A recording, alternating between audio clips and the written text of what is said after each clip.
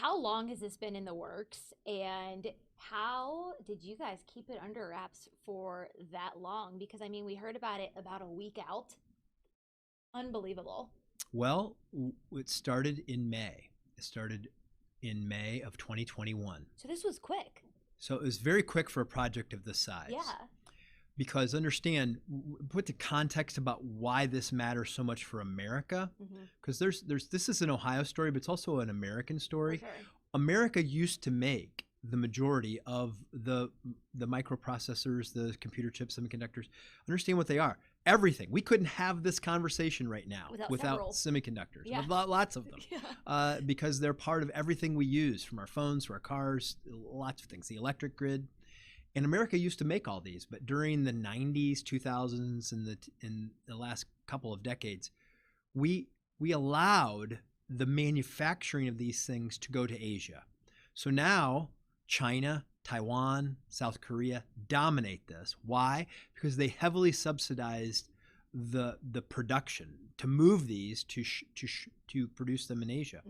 But we learned during the pandemic, we now don't make enough of these to supply the things that we need. I mean, think about the disadvantage we're in. If for some reason we couldn't get these semiconductors from Asia, then we couldn't make cars. We couldn't make the products for our national defense and the things that we enjoy every day. So America is at a big disadvantage. So we want to reshore this manufacturing.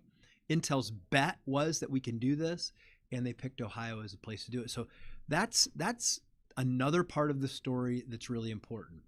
But to get back to your question, I heard you. How did this happen? We got this call, and they said, "Hey, do you have a facility that meets all of these standards?" It had to be, I mean, a lot of little things. Like it couldn't even be near a railroad track because of the vibration.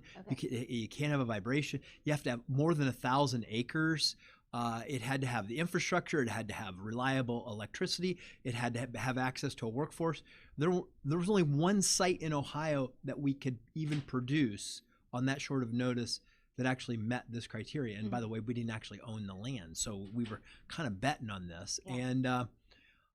And so after a month, after we presented it to them, they said, "Okay, you're on the list. You qualified, but there are about 35 or 40 other locations on the list, and you should know you're a long shot."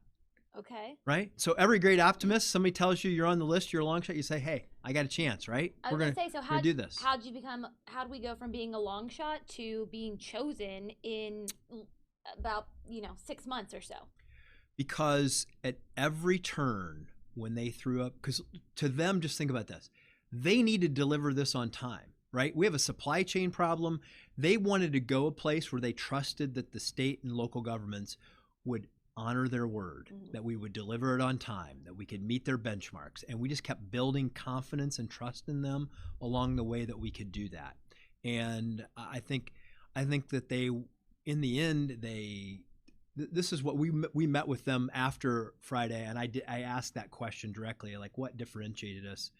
And people will talk about the incentive packages, they'll talk about, but everybody could do that. Yeah. Everybody could do what we could do.